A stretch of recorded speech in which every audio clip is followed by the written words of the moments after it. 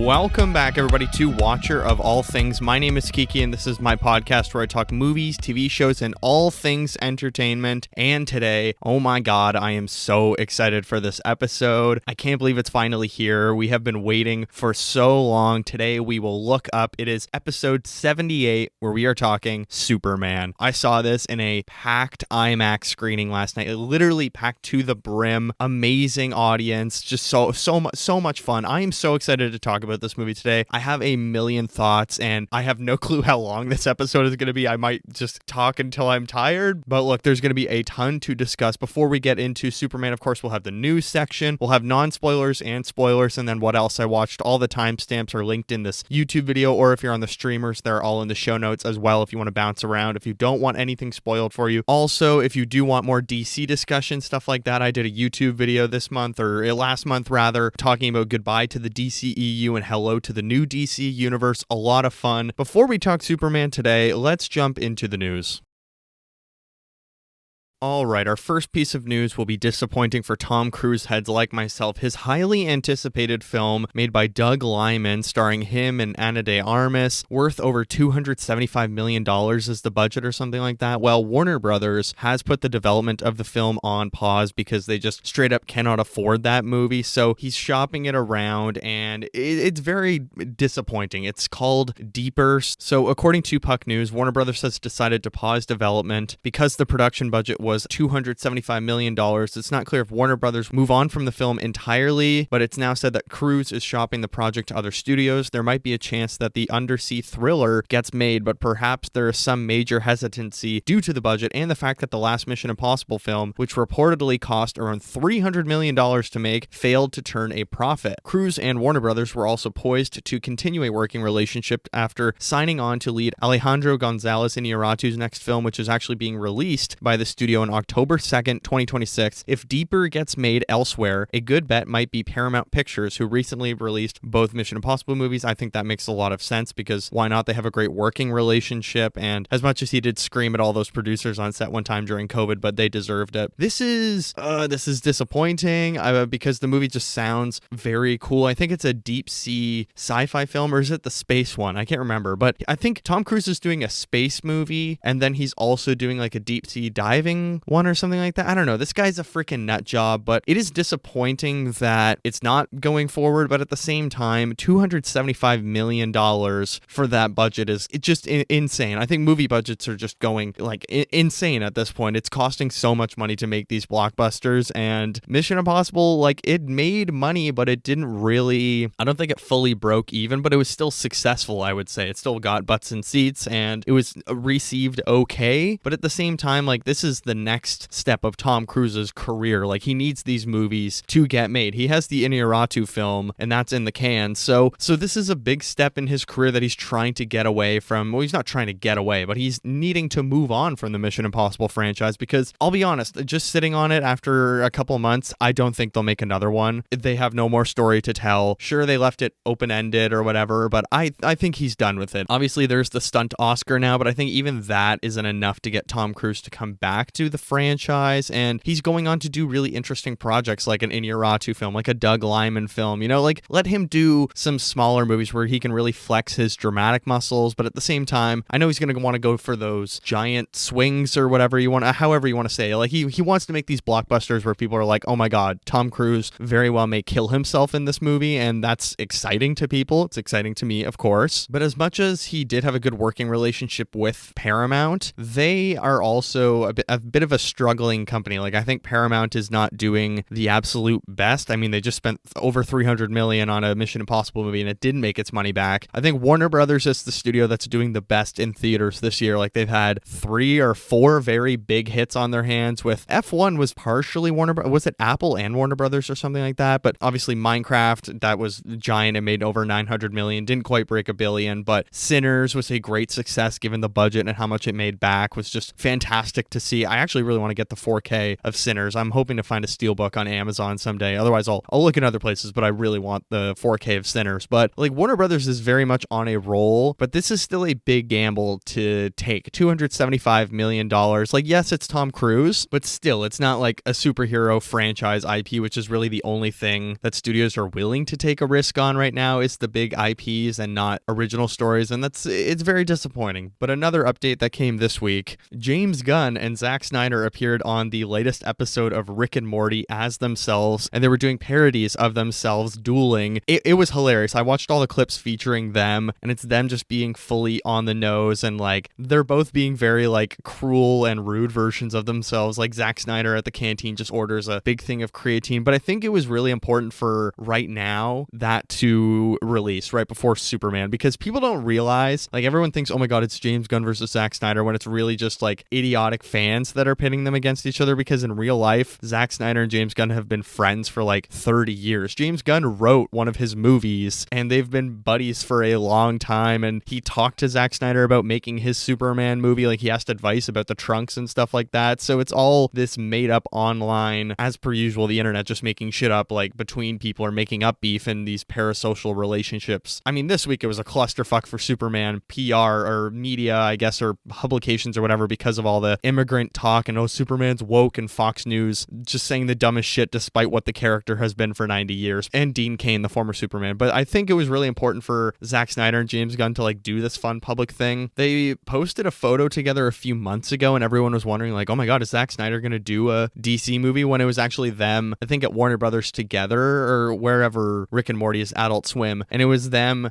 doing their lines, I guess, or doing their voiceover and stuff like that, which is just really fun to see. I think it diffuses the situation a lot, because there is so much hostility online right now. Like, this was a crazy week for the internet and Superman and just movie competition, because there's all the Snyder fans being like, oh, don't go to the movies, and like wallets closed on July 11th, or genius Zack Snyder fans buying all of the tickets for screenings and then not going. Like, you're still giving money to the, I don't know. Anyways, but then on the other side, there's like Gunn fans or like DC fans now, I guess, that you could say. It's going to be a very Superman heavy episode today, obviously, but this is important. This was a big story last week, that there's also like, you know, these James Gunn fans that are harassing critics that didn't like the movie, or people that didn't like the movie, or people that still like the Snyder films. And it's like, just let people like what they like. Who cares? But as for the boss of Rick and Morty, who talked about how they got them, Scott Marder, who's an executive producer, said both of those guys sort of implied that this is a show they watch when they have downtime. So they were thrilled to get to be part of the world, and there was no pushback or bristling. If anything, they laughed at anything we threw at them. There were probably, frankly, even more digs and more silly things we could have used. All they did was laugh it off. And yeah, like I said, I watched a bit of it, and it was very funny seeing James Gunn be this like, you know, studio exec that's trying to steal this movie machine or whatever, and then Zack Snyder's all like hardcore slow motion. It's just fun seeing them kind of take the piss out of each other and themselves to just laugh it off. And I think it's really important to just have a more united sort of movie fan base, or whatever you want to say. Like, I just think we gotta take the temperature down a bit. But let's move into our next story. Big updates from The Odyssey, Christopher Nolan's newest film, which I saw the teaser again in IMAX before Superman. Holy shit, this movie is gonna be so good, man. But anyways, Cosmo Jarvis, who is of course the Shogun star, has actually had to drop out of Christopher Nolan's The Odyssey, and he's being replaced by Logan Marshall Green. It's all these Tom Hardy lookalikes, but Shogun and Warfare star Cosmo Jarvis won't be part of the all-star cast of Christopher Nolan's The Odyssey in the end, according to Deadline. As reported, Jarvis had been due to join the likes of Matt Damon, Tom Holland, Zendaya, Charlize Theron, Robert Pattinson, and Anne Hathaway in the anticipated film, but it turns out a scheduling conflict meant that he had to drop out shortly before filming. I think any other project you're taking that's not The Odyssey, unless it's Shogun Season 2, maybe that is actually that's probably it. I think they are filming very soon. So yeah, it's probably Shogun Season 2, but like, if you're doing any other movie other than, like, what are you doing? It's The Odyssey with Christopher Nolan. Why would you do any other film project? That's insane. I would cut off a limb to be in a Nolan film, or like be even on set for a Nolan film. But if it is Shogun Season 2, obviously they're not going to recast him, because he is the face of the show, and Gunn, he's the face of the show Gunn. That was pretty good. Anyways, but the film is currently set for a release in IMAX on July 17th, 2026. Is filming at locations in Morocco, Italy, Ireland, and Scotland. And he's being replaced, of course, by Logan Marshall Green, who was in Prometheus and The Defeated. I think he was also... No. He's not the... what do you call it? He's not the Wolfman guy. But I do love how Christopher Nolan is now just casting Tom Hardy lookalikes. What's the last Tom Hardy film he was in?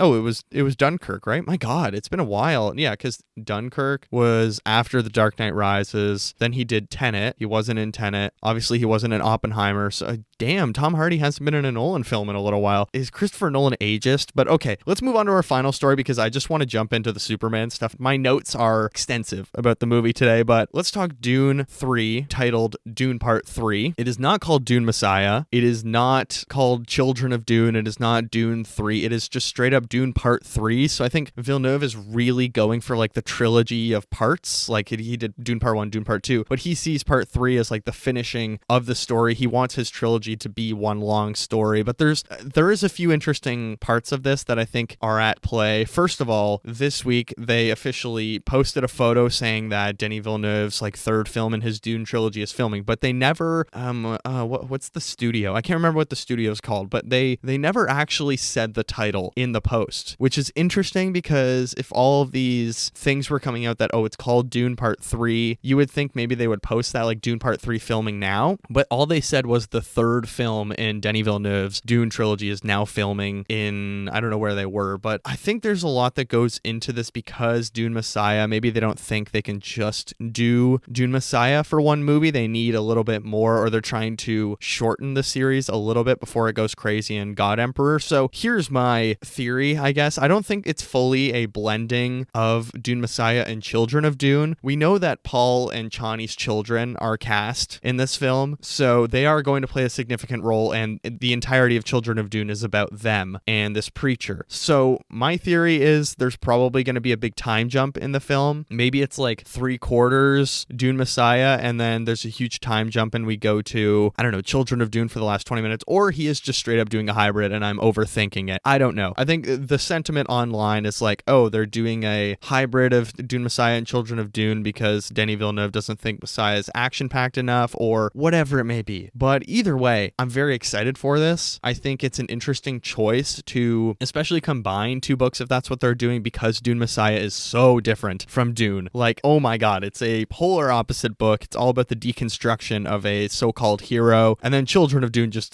goes off the rails, and then God Emperor of Dune is absolutely nuts as well. But I'm very excited for this. Okay, I think honestly, I'm done with the news. I'm ready to jump into Superman stuff because, as I said, I don't know how long I'm going to talk about it. I have a lot I want to say. Timestamps below if you don't want to know anything about Superman, or just stick to non-spoilers and then go to what else I watched. But let's do this. Let's freaking talk Superman. Superman is a 2025 action sci-fi film coming in at 2 hours, 10 minutes. I think it's actually like 2 hours, 8 minutes, but it's a very brisk runtime. Directed and written by James Gunn, of course, who is the head of DC Studios alongside Peter Safran. Had a budget of 200 to 225 million, reportedly, somewhere in between there. Box office, its previews, it did extraordinarily well. Like, I think it did 21 million in previews or something like that. That's before even the weekend starts. That's all the Amazon Prime early screenings. So right now, I think Warner Brothers are being very conservative with their estimates because they don't want to overdo it, but they are thinking 120 million for the weekend is what it's looking like, and that is very good. Like, that is a very good start, especially because the word of mouth is very positive. A lot of people are coming out of this and just enjoying it. My theater was freaking packed last night. Oh my God. And everyone was in a Superman t-shirt. Everyone was in all their DC stuff. It was so much fun to be in that atmosphere again. So I don't know. I think this could probably do 500 to 750 million at the box office. And obviously it's tough because in 2 weeks, you have Fantastic Four coming out. There's still a Jurassic World movie in theaters and people love the Jurassic World movies, which, I mean, Jurassic World did like 200, 300 million last week. Insane. But I think so far the financials on this are very good, and it has a very good 2-week run going into Fantastic Four. Reviews, 70% on Metacritic, 82% on Rotten Tomatoes with a 95% audience score, 9 out of 10 from Screen Rant, rant. 4.0 average on Letterboxd with a 4-star mode, so widely positive, like it's just a very positive review base from this. Obviously, there's a lot of critics who did not like this, but I'd say from a fan perspective, this is one of the like best fan received comic book movies I can remember in a while, where people who don't traditionally like Superman, especially for DC, I mean, they've had a way tougher go than Marvel. Like everybody is usually, all the good Marvel movies have their regular fan base, but there's people like coming out for this movie to support it. But synopsis for Superman. Superman, a journalist in Metropolis, embarks on a journey to reconcile his Kryptonian heritage with his human upbringing as Clark Kent. The film stars, of course, David Corenswet as our new titular character, Superman / Clark Kent, Rachel Brosnahan as Lois Lane, Nicholas Hoult as Lex Luthor, Eddie Gathecki as Mr. Terrific, Anthony Kerrigan as Metamorpho, Nathan Fillion as Guy Gardner Green Lantern, Isabella Merced as Hawkgirl, Maria Gabriela de Faria as The Engineer, Skylar Gisondo as Jimmy Olsen, Sarah Sampaio as Eve Tessmacher, Michaela Hoover as Cat Grant, Zlatko Buric as Vasil Gurkos, Preet Taylor Vince as Jonathan Pa Kent, Nev Howell as Martha Ma Kent, Wendell Pierce as Perry White, Christopher McDonald as Ron Troop, Alan Tudyk as Gary / number 4, Beck Bennett as Steve Lombard. Actually, a few of these I cannot read because I don't want to spoil them for you, but it's a huge cast. We're going to really dive into the performances of this film in a second, of course, but here are my initial thoughts on Superman 2025. If you know me, this is my most anticipated film of the year. I've been posting about Superman for so long. I love this character. I love DC Comics. I grew up renting Superman 4, The Quest for Peace, from my local movie store probably every 2 weeks. That was a regular rental in my household. I know it's probably the worst one, and we're going to rank Superman movies today, of course, but I have grown up adoring Superman. I've posted in my recent YouTube video on all my socials the photo of me as a child in my Superman costume. So to say I was excited for this movie is an understatement. I've been anticipating this film. I was excited for it for 3 years now that we are getting a new Superman film. It's done by James Gunn, a filmmaker I absolutely love. I enjoy all of his superhero projects, and last night seeing this in IMAX, it did not let me down. I was very nervous going into it, hearing some mixed things, but watching it, I cried 3 or 4 times watching this movie. It's not a perfect movie. I will be the first to admit that there are big flaws in this that will bother a lot of people, but it was so much fun. I think it's the most accurate Superman we've probably ever had on screen, even maybe more accurate than, or I don't know, more comic booky, of course, than Christopher Reeve. I think Christopher Reeve is still like the Superman, you know, it's very hard to overcome that legacy, but like this was Superman. This was a perfect Superman movie that is just a page brought to life. This is the most comic booky comic book movie I have seen in so long. Like there was some stuff in here I just genuinely couldn't believe, like we are seeing this in live action. This is ridiculous. And I know some people are not going to like it because it's like, oh, that's just like over the top goofy. But at the same time, I think it's very disarming for people that we are getting such a hopeful, optimistic, loving, accurate Superman, because the last few years or the last decade, we've had Henry Cavill and Zack Snyder's version, which, you know, there's positives about that as well, but it's not really book accurate. So a lot of people are probably going to be very shocked by this version. But look, I don't want to get ahead of myself. All I'm going to say is my initial thoughts were very good. Let's talk the performances. I'm literally going to walk you through the cast, go through everyone that's a big player in this, because there are some big characters that I think are going to be important for Superman and DC going forward. Let's start with the main man, of course. David Corenswet, a Superman, Clark Kent. That is Superman. He is perfect. I was blown away how perfect of a Superman he is. He gives an outstanding performance in this movie, and he does the Clark Kent so well. He does the book accurate and like Justice League animated series Clark Kent really well, where his Clark is, you know, he's goofy, but he's also, when he's in private, he's very himself. He's out there. He's a Boy Scout. Like he does it so well in playing that kind of vulnerability or that naivete. Like he does it all. And then as Superman, he's stoic, but he's so approachable. He's emotional. He wants to protect people. He loves being a superhero. That's the most important part of Superman. Yes, it is a difficult job where he wants to save everyone and he can't. And David Corenswet just brings that love of his job through this movie throughout. Like he saves everyone. He saves everything. He wants everything versus, you know, Henry Cavill, of course he was Superman and he saved people, but I think those movies are trying to do something really different, so it's hard to compare the two because Man of Steel is all about sort of, is the world ready for this? And those movies, I mean, I listened to Heroes Reforged. They made a really good review video after of non-spoilers. They made a good point that every other Superman movie has been bringing Superman into our world, like bringing Superman into a real world, versus this movie is bringing us, the fans, into Superman's world. This is not our Earth. Like, their Earth is completely different, and David Cornsweet is such a great human element or a great human anchor for this film that really, you do buy into the character. You understand all of his hesitations, all of his struggles, everything he wants to do. He's just so damn relatable, and that's the most important part of how David Cornsweet did this role. He made Superman relatable, and he made him human, even though he's an alien, and I absolutely loved his performance. I think, I don't know, he might be my favorite Superman, but like Christopher Reeve, obviously I grew up with Christopher Reeve, so it's so hard to compare the two because Christopher Reeve made this what it is now. Like, he just is. But I think David Cornsweet was just A+ casting. Rachel Brosnahan as Lois Lane is fantastic. She gets a lot to do in this movie, even though I understand when people say like, oh, I wish there was more Lois Lane in this film, but I actually think she's in a lot of this, and she's given a lot to do with other characters like Mr. Terrific, like you see in the trailer. They're together at one point and they have a lot of fun to do. But I think I really like this personification of Lois Lane and how hard she is and how difficult she is with Clark. Like, she actually does not just let him skate by, and there's some very good character work here by Rachel Brosnahan, and she brings that to life as this hard-ass, very difficult, stern reporter who cares so much about her career. And her and Superman are this very yin-yang type thing, her and Clark, and it's just so well written. But let's talk Nicholas Hoult as Lex Luthor. Oh my god. I think he might be my favorite Lex Luthor now. Like, I love Gene Hackman, fantastic. I don't know, guys. Nicholas Hoult might be the Lex Luthor. Like, he is just Superman the Animated Series, Justice League, like Clancy Brown. Nicholas Hoult, I think, is giving one of his, like, career performance. He is on such a hot streak right now. He was the highest paid of the cast, and I think that is probably deserved because he is a seasoned actor. He's been acting since he was, like, 3 years old. I mean, About a Boy or whatever, that classic movie with Hugh Grant, but also, like, Nosferatu last year, The Order. He's a fantastic actor, and he is a diabolical, seriously insane villain in this movie, and he is such a hater. I loved it. Their dynamic, Superman and Lex Luthor, have one of the best hero-villain dynamics we've had in so long, and again, James Gunn, so good at writing villains. Like, it's just, my god, it's unfair almost, and Nicholas Hoult brings this to life. I'm so happy he wasn't cast as Superman, but one of the, probably the show stealers for a lot of people is going to be Eddie Gathegi as Mr. Terrific. I have not seen Mr. Terrific in a single thing before this. I haven't read him in a single book. Holy shit. He is so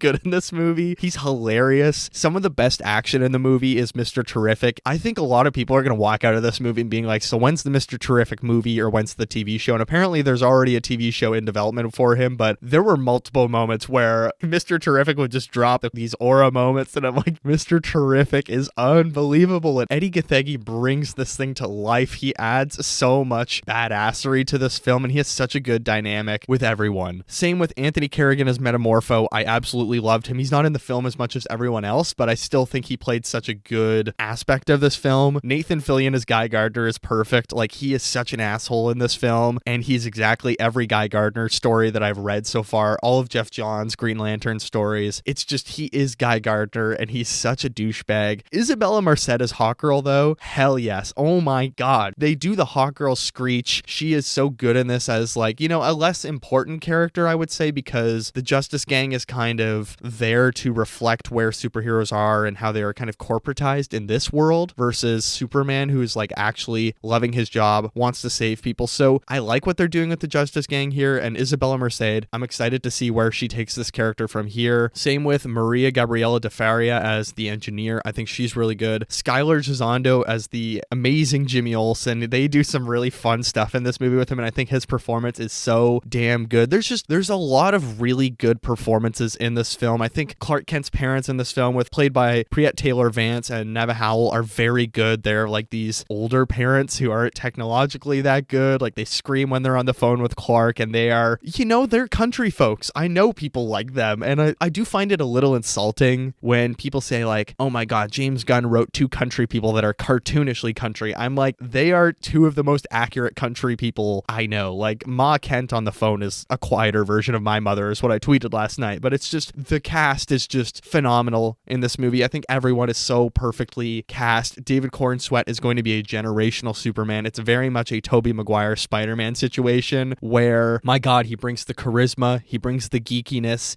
he balances both aspects, like the secret identity and the hero identity, so well. And I think, I don't know, people that are saying like, oh my God, how could you compare the Superman movie and Sam Raimi's Spider-Man movies? I totally get it. As someone that grew up with Superman movies and Spider-Man movies, there is a nerdiness, there is a loveliness here, there's a charisma, there's a wholesome aspect to this movie that you have in the Raimi trilogy, where Peter Parker genuinely enjoys being a superhero in a lot of those movies. Like, it's not a burden to him. He likes saving people. He's like, oh, they love me, and he loves that the public loves him. And, you know, sometimes he doesn't think before he acts, or there's things that are his fault. And that's what's great here. And I think we have sort of a new version. Like, I'm not trying to overblow this movie and be like, oh my God, it's the new Spider-Man 2, or it's the new Spider-Man by Sam Raimi. But there is a character quality here that is just so fresh and so wholesome and charismatic that I understand if you don't see the similarities, but I think you're wrong. That's just straight up my opinion. But within this cast, I do think there's a fantastic chemistry between everyone, not just our heroes and how they are interacting with each other, but Rachel Brosnahan and David Corenswet have off the charts chemistry. They are so lovey-dovey in this film. It's very fresh, their relationship, and I love what they're doing. We'll talk about it, but their chemistry as two leads is perfect. Let's talk about the story. This is, I think, just a really great Superman story. There's an internal battle happening here. There's a world battle. Shockingly political movie. There is a lot of real world situations that we could apply this movie to, and I don't know how some people are going to feel about it. I don't know if it might be a little bit polarizing unless it goes over people's heads. And the story is very much throwing you into this world. It's not an origin story. Yes, they do explain, like, briefly when Superman's giving an interview, he says, I'm from the planet Krypton, blah, blah, blah. He explains his origins as a child, but like, it's interesting to see Superman in the third year of his career because the public really loves him. He's kind of gotten a grasp of the job and what he wants to be as a hero. He loves being a hero. He has a working relationship with, you know, all the Justice Gang and all that stuff. And it's a really interesting point, a lot like the Batman or even Tom Holland's Spider-Man movies. Actually, I would give credit to those as well, that they are able to move past the origins and instead just do kind of a sophomore or a rookie type Superman, Spider-Man, or Batman, because how many times have we seen those origins on screen? We don't need them again. I think Superman is one of probably the most known origin stories in the world other than Batman and Spider-Man. Like, everyone knows Krypton, his parents, they sent him in a ship to Earth and all that stuff, and he gets his powers from the yellow sun. That all works really well here to just cut it out, and credit to James Gunn for not making him as well the first hero in this universe. I like that in this movie, metahumans have been around for like 300 years or whatever, but he's the most powerful one, and yet he's very inexperienced. He's been around for 3 years. Sometimes he makes bad choices, and I just love where we are in his career as a character. And same with Clark. I think Clark is a very interesting character in this because he does take things, you know, personally, but also he's very sensitive. He doesn't really know. I can't really spoil things because this movie is a lot about heritage and family legacies, and I think I do understand why it was called Superman Legacy at one point, but I'm glad they actually just went back to Superman because, like James Gunn said, the legacy aspect makes it seem like we're looking back with the character. I think they've found a way with this story to really modernize Superman and bring him to the current day. Like, this is a 2025 Superman. They found a way to make him relevant, and Superman has always been a very hard character to pull off in the modern day because he is very old-fashioned. He's like, you know, about a truth, justice, and a better tomorrow, or the American way or whatever, and it's a very difficult character to bring to the modern day because of how optimistic he is, how hopeful he is, how caring and loving and sort of corny he is. And I've said it a million times, but I think we have grown very cynical as a society, so it can be very off-putting to see someone be so positive because it can just be straight up fake. Whereas in this movie, they really do balance it well, that he is so optimistic and he just wants everyone on Earth to love Earth as much as he does, and he wants to be a human so bad, but he feels everything that humans do. He's been raised for 30 years as a human, and he understands what it means to be human. And I love that they do it with, you know, there's cell phones and social media and the internet and all this stuff that they're really bringing into this story. There's fake news, all of that stuff. I think they are really working really well into this story, and they also did that in My Adventures with Superman really well. Same with Superman and Lois, the CW show. I've seen a couple episodes of that, I mean, I think we do have our way to bring Superman to the modern times where politically we are very distant on the spectrums. There's not a lot to unite us at the moment. And this movie is shockingly political and very poignant at certain things. As for the plot, there is a lot. Remember, there's a difference in plot and story. Story is like what this is about versus plot is what is happening. And a lot happens in this movie. My head was spinning when I walked out because sure, you could say it feels a little bit bloated. I would maybe agree with certain aspects that there is a lot happening here. There is a lot of really big reveals. There's a lot of really big fights. There's a lot of really big team ups and just like huge Superman moments that normally a normal Superman movie, we would get like one of these fights at the end. But it feels like in this movie, there's a third act, huge fight happening in every moment of the movie. And I get that it's messy, but I kind of love it. We've been starving for comic accurate Superman, or give us the big like Saturday morning cartoon, a Superman the animated series, give us the Justice League and limited stuff in live action. You know, there's elements of the Man of Steel action that I like. It is a little bit just like carnage for carnage sake, but I think this Superman movie that we're watching right now is like the biggest moment of his 3 years, and this is as bad as it's ever gotten. And this is Lex like finally figuring out how he can beat Superman in this movie, and that's what this movie is all about. Like, this is a very important time for him. So I think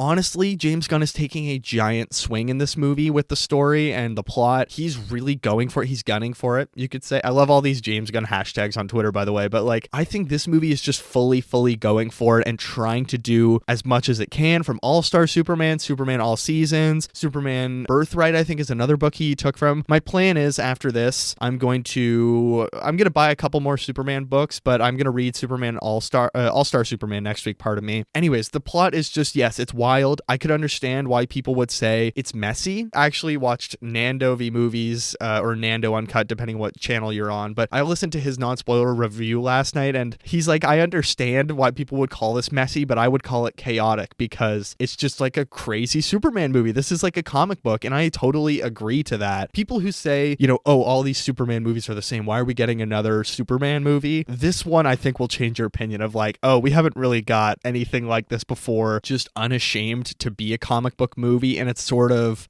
I don't know, we've just always had this thing in superhero movies where it's like, oh, well, we need to make it a little bit realistic because people might not want to watch it because it's too disconnected from our world, and it's not like, oh, I don't see any of our reality in there. Whereas this movie is just like ripping the band-aid off. It's like, no, there's kaijus, there's things in the sky, there's all these heroes, there's the Raptors, there's literally everything from a Superman comic, and it's just throwing it on the screen, and I have so much respect for that. I mean, this film as a whole has a very difficult task, not just modernizing Superman, but weirdly, when I came out of it, I was like, oh, this movie has a very similar task to F1, which we talked about a couple weeks ago, that this movie has to not overwhelm new audiences or bore new audiences. Like, it needs to win over new audiences by explaining the lore a little bit and making people not feel left out, while at the same time, I think this movie had a really difficult job of winning back DC fans that had felt burned. You know, people that weren't a fan of what was happening at DC before, with Man of Steel, with all of the DCEU, really, which there is a large majority. Like, yes, of course, there are diehard Zack Snyder fans. I get it. But at the same time, there's a huge chunk of the population that just wasn't interested. And I think people that were superhero fans in general, but have been sort of burned by Marvel and DC over the last few years and are tired of it, this movie has a very difficult task. And I will say Fantastic Four does in a couple weeks of winning that audience back. And right now, I think it has a very optimistic look of winning a lot of that audience back, of at least getting people interested to say, you know what, this was fun. I'll give you another chance when a sequel comes out, or, I mean, Supergirl comes out next year. So they'll be like, oh, well, that last DC movie was fun. Let's go check this out. You know, the Batman made $770 million, so it's not like that movie made no money. So people are still interested in DC, but I do think this movie just has a very difficult tightrope to walk of, we need to win new audiences over who want to be part of this new DC experience, and we need people to be a modern fan of Superman now, that he's not some Boy Scout from the 1940s that's out of time. And I think the movie does stick the landing. I do think there are regular people who are not comic book fans that only really know of Superman who could go see this and have a lot of fun. Like, my audience last night, yes, it was tons of Superman t-shirts and hoodies and hats and memorabilia, but there were just like older people there who I think probably haven't watched just a superhero movie in a while, but were interested, and that was really, really fun. Like, last night, I'm going to make a video next week talking about my favorite cinema experiences I've had, and I have to say, this was one of them. This just felt like a real moment moment where there's this unification of general audiences, or like everyone being part of a cultural moment like Oppenheimer, like Barbie, you know, where you can just feel like, oh, regular people care about this as well. Like Top Gun Maverick. I don't know if it's going to do any of those numbers of breaking $1 billion. I don't know if this movie is going to break $1 billion because it has a very difficult run, but this is just a very important movie at the moment. I think the important thing to just take away from the story and the plot here is like, yes, a lot happens in this movie, but I think it's James Gunn trying to course correct and really show that no, this character can be entertaining, he can be fun, he can be modern, and he's just swinging for the fences with this movie. And credit to him, he takes some extraordinarily big risks that even if they don't work in this movie, he's going for it. And you have to just respect that as a filmmaker, that within this medium or this genre that has been a little bit boxed in or a little bit bland at times, where it's like, oh, hero fights same villain that has his powers or whatever. There's things in this movie where he's really going for it, and it might turn some audiences off, but it's just fantastic to watch. And there's a lot of people in this movie. Yes, not only a lot of things happening, there's a lot of characters, and I actually disagree that there's too many characters in this movie. If you aren't a comic book reader, I understand that you might find it a little bit confusing, but to me, this was like every comic book I've ever read where, oh, the Justice League shows up, oh, this other guy shows up, oh, this super team shows up. Like every comic book I've read, somebody from another story has shown up at one point. Like it's impossible to avoid. There's always some kind of team up in an issue or whatever it may be, and the cameos are not extensive or tiring in this film. That's what I will say. There's one really fun cameo in like I would say the halfway point where I was like, oh my god, and everyone in my theater went crazy, and it was really funny that I was like, I can't believe they're going crazy for this person. But you know, the cameos are very easy to digest here, and let's just like stay on the characters for a little bit, because I do like how vulnerable Clark is and Superman, that they found a way to make Superman not just this indestructible hunk, you know. Like I think Man of Steel is very difficult to, and you know what, not just Man of Steel, I think a lot of movies or TV shows or stories where it's difficult to make Superman, you know, vulnerable, or he can get beat up. He is the most powerful hero, but it's like people have been studying him and learning how to fight. But let's jump into some more story elements. I want to talk maybe some more technical elements as well, and story beats and emotions. I would say it's a very horny movie. Superman and Lois are sort of all over each other. They're very in love. They love kissing, and it's like a very hands-on movie. It's a little bit slap ass, and it's funny. You know, there's another character in this movie. He's a bit of a chick magnet, and the ladies love him, and it's very funny in that sense. But can't believe I haven't mentioned it already. Let's talk about directing. The action and all of the emotional beats are so well done. Like the story is so well directed. Yes, he's really swinging for it in some moments, but I think he nails the really important stuff here. It's a big bombastic comic book movie. Yes, I can't remember the last comic book movie that swung this big, but he's still doing the human stuff or the emotional stuff so well, and all of those beats work incredibly well in this film. There's never a moment where I felt like that emotional beat was unearned. And James Gunn's humor, look, he is a very comedy-minded director. There's very funny stuff in this movie. I think there was only really one moment where someone's giving a speech and it's a little bit undercut by a moment after, but otherwise, I thought the humor was perfect in this film. It's never over the top. Superman, a lot of Superman books are very funny. Like the people that are around Superman all see how weird he is, and like he's a very strange guy. Clark Kent's friends see that he is a weird dude and he's quirky and awkward, but then also the people around Superman are incredibly weird and say, like Jimmy Olsen is hilarious in most books, but otherwise this is a very serious movie. There were moments in this where it got very dark. Like this is a PG-13 film, and you could feel it in moments of like, oh shit, this is heavy stuff. And it's not like, you know, snapping necks or lasering through people's chests or whatever. It's just like the mature content that they are talking about, or things that happen a little bit off screen in a PG-13 way. I was very surprised that they are going for it. There's a few moments where it doesn't feel like the movie truly flows, and there's a rumor online that they edited out title cards, that every day or whatever was going to be separated by title cards like Monday, Tuesday, between the days in this film. And I sort of get why they edited that out, because it just maybe breaks up the film too much to feel like issues of a comic book. But at the same time, the swap that they did where now it just like fades to black or goes to black on screen, I don't think that worked too well. And it made it feel like there was a little bit of mesh missing between certain scenes. Like I was just like, oh, this feels a little jumpy into the next one, or there's this huge jump, like what happened in between. And I will say, I think there's definitely stuff missing, and maybe they over edited this film. I think this movie was probably like 20 minutes longer, or it's just they wanted it to feel like a comic book where between issues sometimes it can just jump forward and you're just like, oh well, stuff happened in between, fill it in on your own time. time. I think instead of the day chapters, they should have like named the sections of the movie, like chapter 1 or whatever, or just like title cards, like Furiosa. They use title cards in that, and I absolutely love Furiosa. I think the editing in that is fantastic. I would love if they added those kind of title cards or like named the sections of the film like comic book issues. That could have been really cool. But editing, I do think the editing of this film is probably the weakest, I don't know, maybe the weakest aspect, but there's one other thing we'll talk about. As for the score, I don't think it's a perfect score. I think there's a lot that really works in this soundtrack of using the old music from John Williams, but adding all this new, fresh stuff. But this is a very different movie. And this is what I mean when I say James Gunn is taking a big swing with this film. He is, of course, known for using really great music and needle drops in his film. Like, he has inspired a whole generation of filmmakers to jam-pack needle drops in their movies, for better or for worse, and whether you want to admit that or not. He's very restrained in this film. There's 2 needle drops in this entire film. Otherwise, it's very reliant on the score. I think some of the moments are a little repetitive with the score, but that's going to happen when he's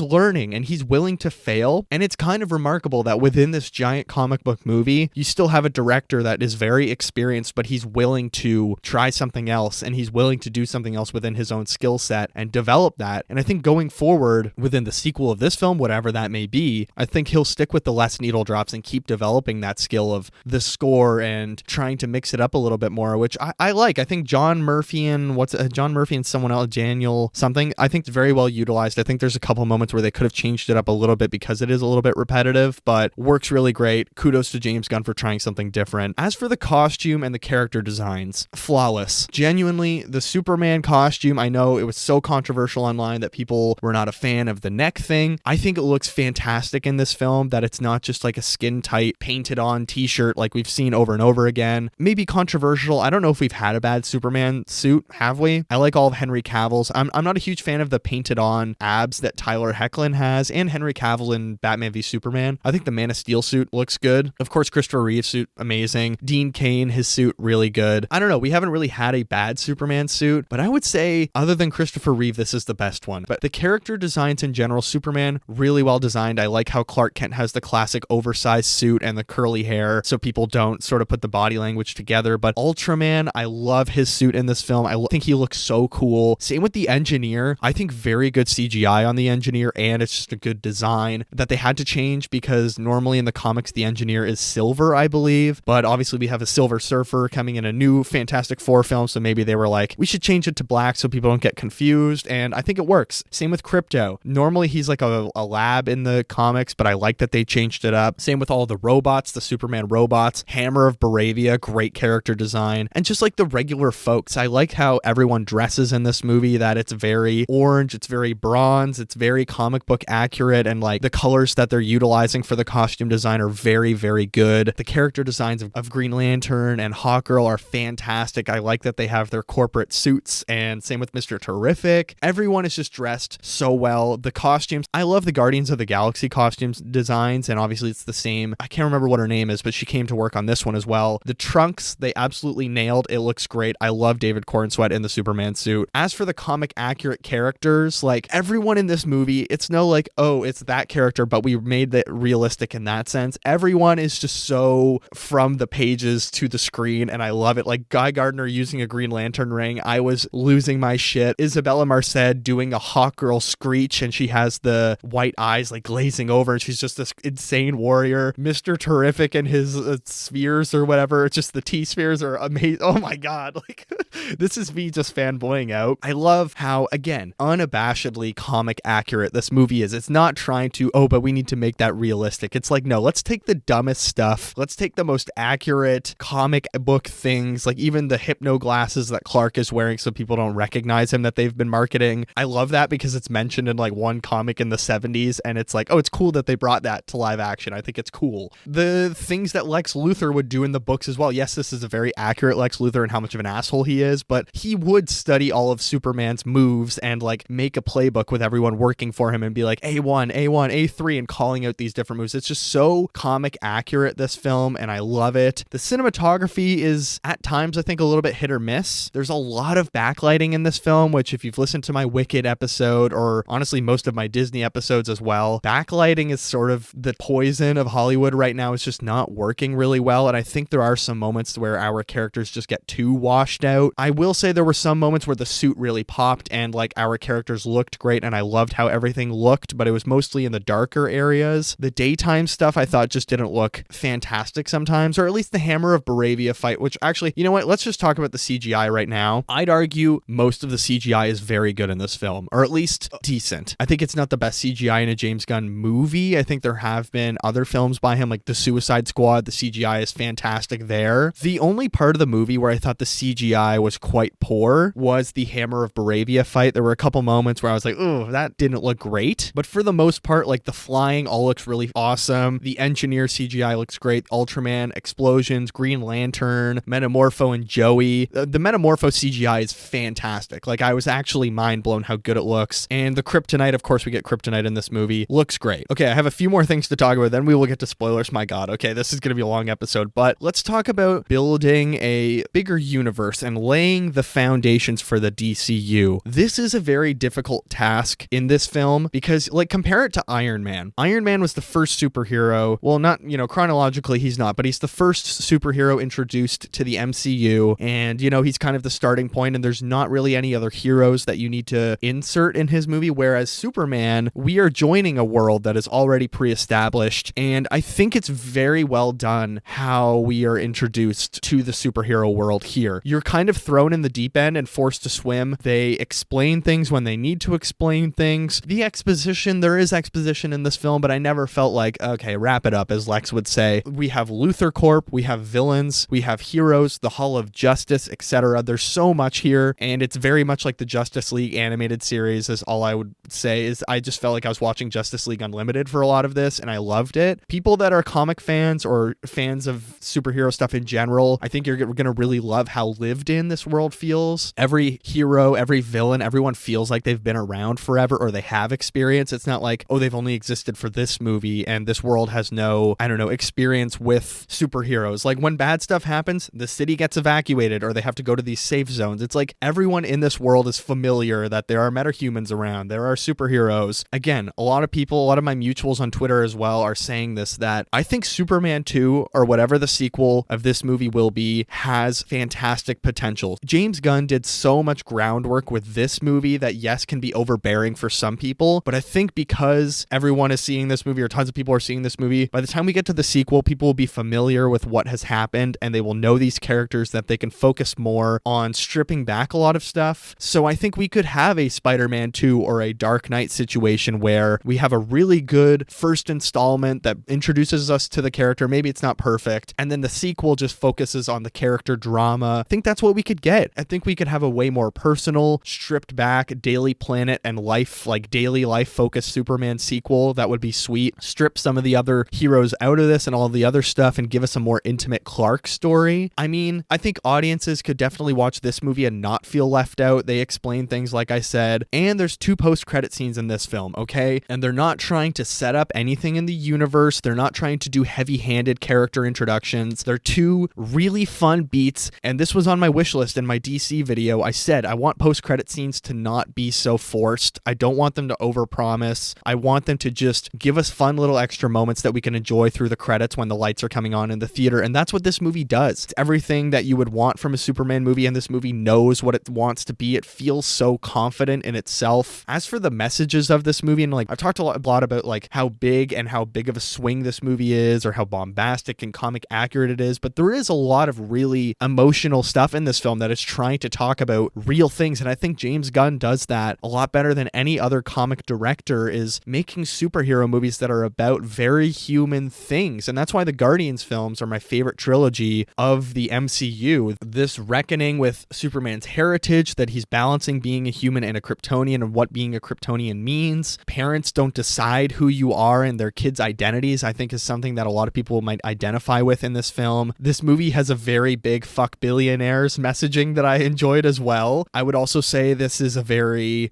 I don't want to spoil it because it's going to give a lot away about this film, but there is a certain nation that I think they are condemning in this film, or two nations, or just bigger nations in general sometimes, that I liked a lot, and credit to James Gunn for doing that. Sometimes there isn't time to act in this world. There's only times just for doing good, and you need to rip through all the bureaucratic red tape, and I kind of love it that Superman sometimes doesn't think. Immigration. This movie is an immigrant story. It's about a guy that comes to another country, and people misunderstand him. He has this heritage, and he's sent from another place that people don't understand. Oh my God. Last week when Fox News and all these right-wing dumbasses and Dean Cain, who literally was in a quote-unquote woke Superman TV show that the pilot was written by a woman. Superman, for 90 years, has been the story of an immigrant, of an alien immigrant, and that is one of the strongest character aspects of Superman, that he comes from another place. He loves humanity so much, and he wants to be a human, and he is. Eventually, he is human, and he sees himself as human, and this is the ultimate immigrant experience, and feeling like you might never belong, but you can, and you love people. I just don't understand how people don't see Superman as an immigrant. Anyways, let's rank the Superman movies. I have a letterbox list going with all of the Superman movies. In last place, we have Superman 4, The Quest for Peace. Messy movie that you can tell Christopher Reeve does not want to be there. Kind of a fun villain. It brings back a lot of the greatest hits of the franchise, and was sort of a course correction from the 6th place choice that I have, Superman 3, which is a goofy movie. It's more of a Richard Pryor comedy. Having said that, I like the computer stuff at the end. So also Richard Donner, the Richard Donner cut will not be on here. I didn't have time to watch it in my lead up. In 5th, I'm going Man of Steel. I think there are things or stuff that is fun about Man of Steel and that works, but it just feels so anti-Superman in a lot of ways to me, or goes against the fabric of the character, which I get. It's fun to do these different adaptations, and there's positive things you could say about every version, but it's just a messy movie as well. I just think from a technical standpoint, the editing and everything is very rough about it. Then in 4th place, I'm going Superman Returns, a boring movie, but I think it does Superman really well. In 3rd, I'm going Superman 2, again, poorly edited. There's the controversy of Richard Donner was fired or left the movie, and it's a very strangely edited film at times, but it's so much fun. In 2nd, I'm going Superman 2025, James Gunn's Superman. I think it's just so close to being the best Superman movie. Honestly, on a second watch, it might be the best Superman movie. It's just, it does it so well. It knows these characters. There were certain scenes in here I thought I've never heard Superman explained so well in a film, that someone just gets it. James Gunn just gets Superman. In 1st, of course, Richard Donner's 1978 film Superman, a flawless movie. I love it so much. It's fantastic. It's quirky. It's cheesy. It's fun. It's stupid. Those are my rankings for Superman. Let me know yours, of course. Let's jump into 2 stars and a wish, and then we'll do spoilers. Star number 1, the biggest compliment I can give this movie is it's just so much fun, and Superman is relatable again. This is a movie that I think general people can just go and enjoy. It's a fun popcorn film. I think kids would love this movie as much as it is a little bit mature at times. I still think people are going to have a lot of fun with this Superman movie, and the summer of Superman might very well be here. I get that people like Henry Cavill, but this is just a return to Superman being fun. Star number 2, phenomenal action and camera work in the action moments. I loved how dynamic it was, and it felt like a comic book brought to life or an animated series. My wish, I would say make it longer. There could have been a little bit more time to breathe, and maybe a couple more Clark Kent Daily Planet moments. But overall, as you can tell, I had a fucking blast with this movie. I thought this was fantastic. It's probably one of the best comic book movies we've had in a while. I really think this was just a monumental task of bringing Superman to the modern times, and we've really only had one good Superman movie ever. The rest are fine to bad. So I think just making a good Superman movie is enough to celebrate. This one is absolutely fantastic. It left me wanting more from this universe, which I think is the most important element. Right now, I have it at a 4 out of 5. It might go up on a second watch. I might see it a third time. It's a very fun but flawed 4 out of 5 stars. I loved Superman. Let's get into spoilers. All right, spoilers for Superman. My God, I don't know how long this episode's going to be, but yay, more Superman. Or if you don't like Superman, I'm sorry, but I have a lot I want to work through with this film. One of my most anticipated films in my whole life. But let's start with, where was Clark Kent during most of this movie? Where did the Daily Planet think Clark was? Because does this movie take place over 2, 3, or 4 days? It's a very short span. Maybe it was a weekend or whatever, Clark Kent is only at the Daily Planet once in this whole movie. So I am curious where Perry White, Jimmy, everyone thought he was. I really like the Daily Planet scene we get with Clark Kent, and actually all the regular Clark Kent non-Superman stuff I love. I think David Kortzweil just nails his dynamic with his parents. His scene with his father was like bringing a tear to my eye. It was just so amazing. So I'm so happy that Pa Kent is alive in this film because it adds such a different dynamic to his childhood and his life. But where was Clark Kent during most of this movie? Where did people think he was? Next up, I want to jump into the Hammer of Baravia. There was all of these theories about like, who is the Hammer of Baravia? Who's he going to be? Well, he's no one. And I like the twist that he's actually Ultraman, who's just in the suit. He's not voicing him. Luthor is actually using the Hammer of Baravia to start this conflict between Jarathapur and Baravia, which, you know, I can say it now. Baravia is basically Israel in this film, or Russia, a country that is taking over another country without, you know, any real rights to do that. I would say it's way more Israel because America is working with them and we have tech billionaires funding this and giving them free arms and all this stuff. So free Palestine messaging in this film, which a lot of people really resonated with online, of like, holy shit, James Gunn actually did something very risky with this movie. But anyways, Lex is using the Hammer of Baravia to set up like this fake conflict within Metropolis that, oh, Superman intervened and will use the Hammer of Baravia, who've sent their own superhero, but it's Ultraman who goes through this portal after, and it's really cool that Lex is using the pocket dimensions, pardon me. But they throw so many comic elements and villains in here. It's amazing. Like the villains, we get Ultraman, we get Engineer, we get the Kaiju, of course, we get Solaris, or no, it's an interdimensional limp or imp or whatever it is, and it kind of looks like Solaris. Then we have obviously the black holes and pocket dimensions, which I said they were going to use in this film. I said that in my YouTube video. There's going to be pocket dimensions. I bet that's how they get Peacemaker into another universe or whatever, but I like that Lex Luthor has his raptors. Like, it's just bringing a lot of comic elements to life that people have been sort of dying for, and I love how overwhelmingly comic-y it is with all of its villains and just doing constantly like big set piece and big comic element after comic element, and it just feels like a real comic book with so many villains being involved. But then at the same time, we get a lot of really good real moments between Superman and Lois, and their relationship is so fascinating. Like, they have a fight very early in the film where Clark just leaves her apartment and they leave on very bad terms, and it was just like, oh, this is a very different relationship between the two of them. Like, Clark keeps interviewing himself as Superman, and Lois is like, well, you know, people are going to eventually figure it out, and he's like, well, why don't you just interview me? So they do, of course, that like 10-minute interview scene, and I was shocked how hard Lois is being on Clark /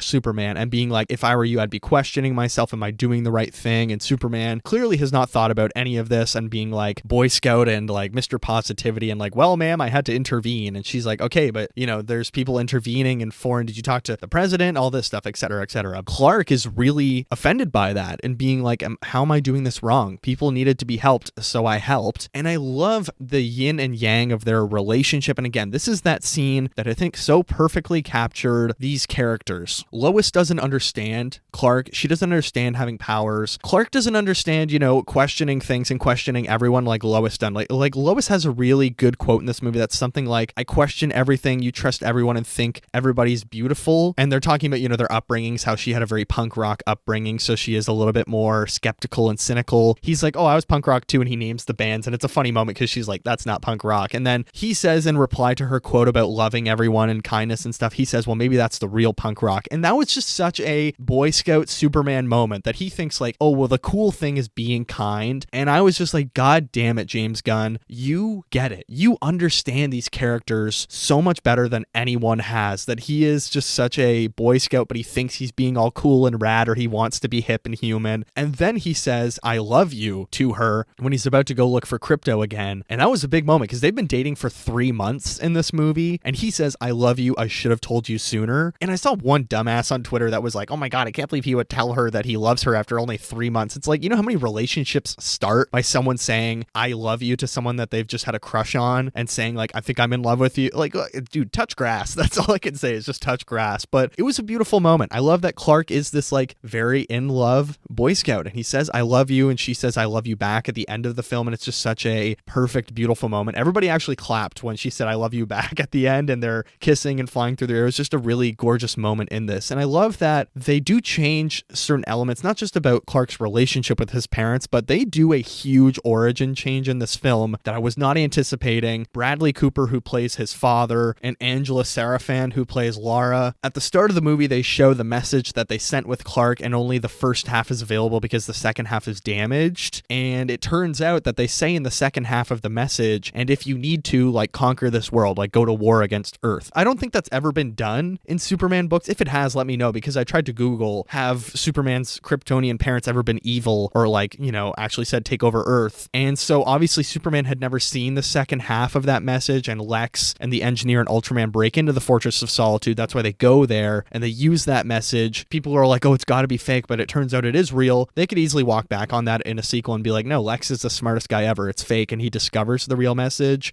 But I actually liked that change a lot. Yes, it is like a half-kind message, but then it really is nature versus nurture in that moment, where it was not in his nature to ever conquer Earth. And if he had maybe got the second half of that message, he would have, but he didn't. And his own parents on Earth, I really like how they shape him to be a human, and that his parents on Earth meant so much to him. It's just a really beautiful thing, and I loved how they used it throughout the film of, like, Superman is not only physically on the back foot in this film, that there's kryptonite used against him, which looks fantastic, that his face gets all fucked up and swollen, but also just emotionally, he's very shaken to his core in this film of being like, maybe I was sent here to be evil, but I'm not. Like, I know I love humanity and I don't want to do that. So he sort of has to push his Kryptonian heritage to the side in some ways. And it's really great. I thought it was such a brilliant writing change. It brings something fresh to the character that we just haven't seen before. As for the super prison, so Lex is using a pocket dimension, and within this pocket dimension, he is imprisoning people like ex-girlfriends or anyone that's really going against his company, and countries that want to use it can, and I really liked it. But that pocket dimension sequence got very dark when Lex brings the falafel guy that is a big fan of Superman and gave him free food one time and helped him out of the hole when he was getting beat up by the Hammer Bravia, and Lex just fucking executes him, shoots him point blank in the head right in front of Superman by doing Russian roulette. And I was like, oh my god, this is the darkest Superman moment we've probably ever had, and my audience was shocked by that. I think this is a PG-13 movie. Yeah, I like that whole escape. I like him having to work with Mr. Terrific, Lois, as well as Metamorpho, and save Baby Joey and all this stuff. And it's just, all the CGI works really well there. But then we kind of, when we get back out, this pocket dimension turns into a black hole. I think I called that as well. I said it's probably going to be because of the pocket dimension, something's going wrong. That's when Ultraman is fighting Superman. He rips off his mask, and what do you know? Ultraman is a clone of Superman. I think that's how it always is in the comics. I like that Lex got it from his strand of hair. That's just like a really great thing that happens in all the comics. But that's also Superman for the Quest for Peace. That's how Lex Luthor makes another, what's this called, Radioactive Man or whatever it is. That's from The Simpsons. Nuclear Man, that's his name, that known as Nuclear Man, and he gets it from Superman's strand of hair in a museum. But I liked that reveal. I thought it worked really well. Again, another huge comic moment that James Gunn is willing to spend. I saw a really good theory online that someone was like, do you think by Ultraman being pulled into the black hole, he maybe turns into Bizarro, where everything is inverse for him? I don't know if they'll ever do Bizarro, because Bizarro in the comics is just like hilarious and speaks backward and is very goofy, but I could see James Gunn maybe doing it. I think he could pull it off. And I really enjoyed the third act of this film, how it's just straight up, there's a black hole forming, split in the city happening at the same time Baravia is invading Jarathapur, and I liked that the Justice Gang buys into this hopefulness of Superman, and they go to save the citizens. Like, even Guy Gardner is sort of on board of like, yeah, okay, we should help Superman. I think it's like a reverse Kingdom Come, sort of, isn't it? Where Kingdom Come is where Superman is super pessimistic and all the rest of the heroes help him get like on the good side again. I feel like this is the reverse of that, but it was just, it's really gorgeous, the third act of this film, how Superman is saving everyone in Metropolis and trying to fight Ultraman, the Engineer, all this stuff, works with Mr. Terrific. Lex has the Luthor Corp tower that gets split in half and destroyed, but he has this little shuttle that detaches, and that was just such a stupid comic book moment of like, of course he has a floating hovercraft like landing thing with all of him and his workers, and I loved how Superman breaks into that. And you know, the Luthor Corp employees are starting to turn on Lex a little bit and being like, we have to shut it down, it's going to destroy the rest of the city. When Mr. Terrific gets there, he's like, I'm going to fix it or whatever, and one of his goons is like, I can help you, it's okay, it's this panel. And Mr. Terrific's like, I don't need help, I'm goddamn Mr. Terrific. Fantastic moment. Like, Mr. Terrific, every line he had is so snappy and badass. He's one of the most fun characters in this movie. But I loved how Superman gives this big speech at the end, which for me was the undercut moment of the film, where the humor comes in a little bit too much, that Superman says like, you've always been wrong about me, I'm a human. And then Lex is about to give a speech and then Crypto just tackles the shit out of him and tears him apart. And it's funny, but I'm like, did we really need that? I would have liked to hear what Lex had to say back, and they have this little showdown, and then Crypto could get him. Like, that's fine. You can take another 2 minutes, James Gunn. But still, I thought the third act worked really well of this film. It is a little bit bumpy at times just with the editing, but I thought every action piece and the sequence of events in this movie made sense to me. Like, I think we aren't used to getting so many big action moments in a comic book movie. It's usually like, oh, we have to reserve it for, the first act has a big thing, the middle act has a big thing, and our hero falling apart, and then the third act has the big swing. Whereas, like, every act of this film is a huge swing, and I loved that. It was a lot of fun, and I liked how they used Eve Tessmacher, a side character who's always been a bit of a joke. You're wondering through the movie, like, oh, they're just gonna have her be like the social media girl of why she's taking all of these selfies. But I love that. First of all, she has a relationship with our playboy Jimmy Olsen, but she's taking selfies everywhere as evidence. So if she ever wants to turn on Lex, she can use this evidence to probably get a better deal. But then also Jimmy reaches out to her, unfortunately, which he's reluctant, and that's just a hilarious moment. But I thought that was like, oh, a really fun moment where we get Eve Tessmacher to actually do something in this movie. And then we have the expose story where Lex is literally labeled as a supervillain in the public. Like, everyone's like, oh my god, this billionaire is trying to interfere. What do you know? But let's talk about the absolute ending of this film. Superman, he's back in the Fortress of Solitude. We hear this crash through the wall. Supergirl shows up to come get Crypto. I didn't think she was going to be in this film. I didn't know if she would actually be in it, Millie Alcock, in the full suit with her jacket, like her fun khaki jacket or whatever, but she's in the end. She's hilarious. She shows up. I think Supergirl has a great potential to be a lot of fun. And then Clark sits back. Robot number 4 says, like, do you want to listen to the messages of your parents or the memories of your parents? And he says yes. But then it's actually the memories of his human parents, Ma and Pa Kent. We get a really good needle drop in the end that I thought worked really well. And it was just so perfect and touching. Oh my God, I'm getting like emotional talking about it right now because it's just such a beautiful moment where it's like, he is human. He found his proper heritage. He can still be a good person despite what he was sort of sent here to do. I get that some people might be mad that just how foundational the change is with Jor-El and what's her name again? Laura. Why am I having a brain fart? It's because I've been talking for so long. Laura Larvan. Oh my God. I understand that some fans might be like a little bit disappointed that they changed his Kryptonian heritage, but at the same time, it's kind of fun. And My Adventures with Superman did some similar stuff there with evil Kryptonians, and I like that a lot. But I just thought it was such a strong finish to this film of leaving us on such an upbeat, hopeful, emotional message. The cameos were super restricted. We got Peacemaker on TV talking shit about Superman at one point. That was hilarious. Got the biggest crowd reaction. Like, everyone was just dying, laughing, and clapping in my theater, and I really loved it. And then Supergirl at the end, and that's kind of it. As for the post-credit scenes, there's literally a 5-second, 10-second bit in the mid-credits where Superman is just sitting on the moon with Crypto in his lap, and he's just petting him. I thought that was gorgeous. Again, not setting up anything, not trying to force new characters like Hercules and Thor: Love and Thunder or whatever, just giving us a nice little emotional moment. Then the end credit scene is him and Mr. Terrific are standing outside of this building after they've put the city like back together. After it was split down the middle, they pushed the two halves together, and the building, the cracks in the building are just a little bit off,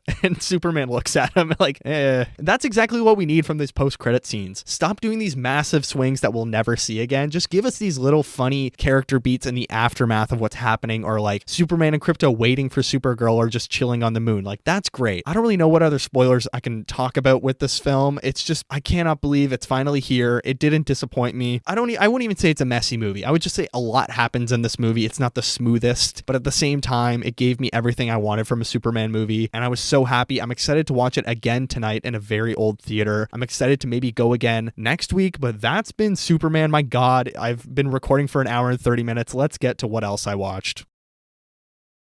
All right, what else I watched? I watched a few movies, watched some TV shows, including a new season of a beloved show, and I read one very good book. So, my book, I read Superman, War of the Supermen in preparation for, of course, Superman, which we've been talking about for a while now. I didn't want to read All-Star Superman because I've never read it, and I didn't want it to spoil what was going to happen in the movie, because, like, there are times where I've read the books that inspire the movies ahead of time, like Batman Year One or Batman The Long Halloween, all that stuff, which inspired inspired the Batman. But I was like, James Gunn has spoken about All-Star Superman so much. I'm not going to read it. I'm going to actually read it next week. I'm going to try and finish it all next week. That'd be really fun. But War of the Supermen was really cool because it has Supergirl, has General Zod, it has New Krypton, where there was this Kryptonian city stuck in a bottle that Brainiac had. So Superman and Supergirl like expand the city and bring it to Earth, but then humans don't like the Kryptonians, so there's actually millions or hundreds of thousands of Kryptonians or whatever. Again, an immigrant story, and they have to go and establish their own planet, but then Zod is put in charge of the planet. It just doesn't go well. I mean, any story where General Zod is put in charge does not go well. It's a great Superman book. If you're not reading All-Star Superman, all seasons, whatever, any Superman books, read War of the Superman because it was actually a very enjoyable book. But let's jump into TV. I finished Survivor Season 8, All-Stars. It was a fantastic season. I absolutely loved it. Intense to the end. Boston Rob, man, he burnt every bridge possible. He played one of the most cutthroat games. Everybody hated him towards the end, and yet he lost by what, 1 vote? I think that just shows how well he played competitively, that people kind of respected it. At the same time, Amber and Rob's proposal or engagement at the finale makes me cry every single time. It's just such a sweet moment to see their love forming on the beach, where Amber's like, I'm going to flirt with him at the start for strategy, and then they just like fall in love so quickly, and they've been married ever since. They have daughters. They're a classic Survivor couple. Just a gameplay analysis of All-Stars is really crazy because it's very cutthroat. Like, everyone is very personal. Everyone is very offended when people move against them. Like, it's a very bitter jury. It's probably one of the harshest final tribals where everyone is just gunning for Rob and giving Amber so much shit. I only had the finale left to watch after our last episode,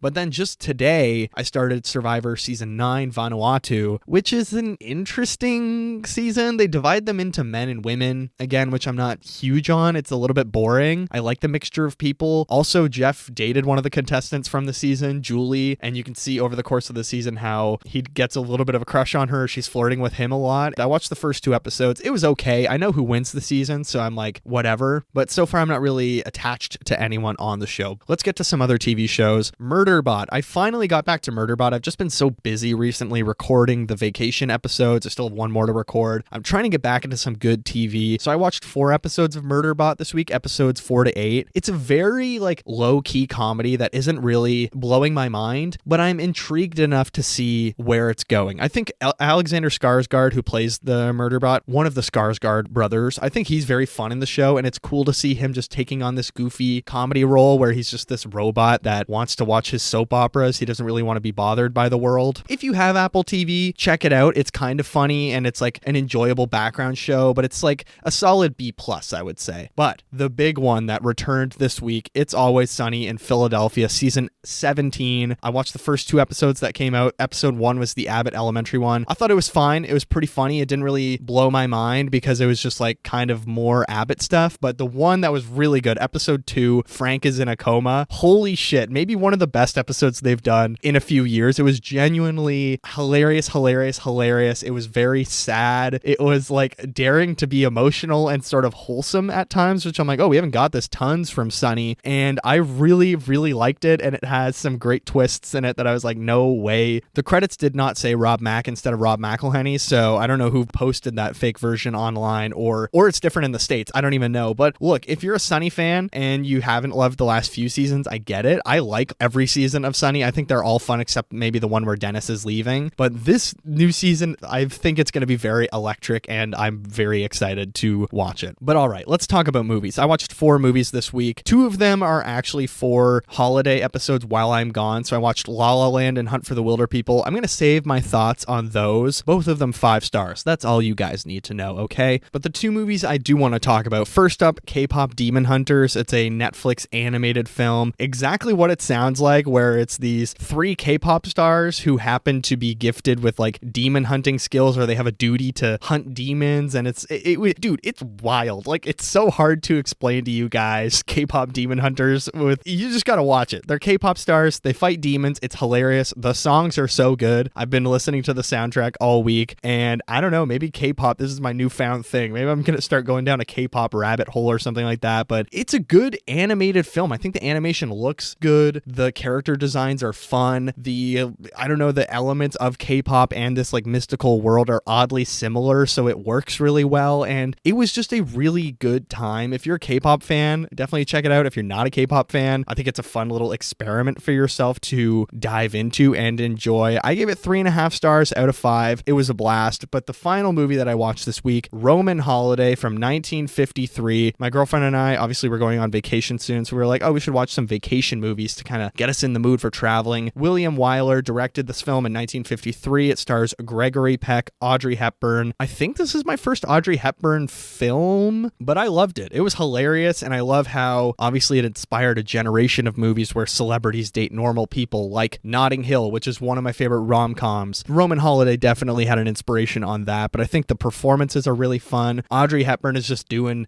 goofy shit after goofy shit, and it's hilarious how many bits there are. There's so many people in this, and it's just like lampoonish, and it's so over the top and hilarious. I loved it a lot. It's charming, it's melodramatic, and it gives you a lot of time to really sit with Princess Anne as she discovers this whole other world, and she's so babied by the royal palace, of course, and then, I don't know, she just gets to go do all this goofy shit with Gregory Peck in Rome, who's a journalist, and it has a really good story where they're trying to be secretive, and then they, maybe they fall in love or whatever, and it's a really classic movie. It's a good time. Go watch it. I gave it 4 out of 5 stars. As for next week, I do have a bit of a watch list of stuff I want to check out. Obviously, I want to see Superman again in IMAX preferably, but I don't know if I'll have time. Next week, I want to watch I Know What You Did Last Summer, Beau is Afraid. I still want to watch Mountainhead. There's a new movie called Sovereign with Nick Offerman that's on Prime Video, I think. I want to see that as well. I have a little bit of a laundry list of movies that I want to see because next week we're seeing a new Ari Aster film, so I want to go back and watch Beau is Afraid, but also just like TV shows. Obviously, I'm going to try and finish Murderbot, watch more Survivor. It's Always Sunny. I don't know if they're doing 2 or 1 episodes a week. I hope it's 2 because that's very fun. And then next week, I actually want to read All-Star Superman. It'd be good to get that whole thing done, but I have a ton of things I want to watch. I've watched 65 movies so far this year, like 2025 releases, so a really good halfway point to stop and record a YouTube video. I think this month my YouTube video will be about movies so far. I might try and do a superlatives video of like most surprising, most disappointing, all that stuff. But as for now, that's been what else I watched.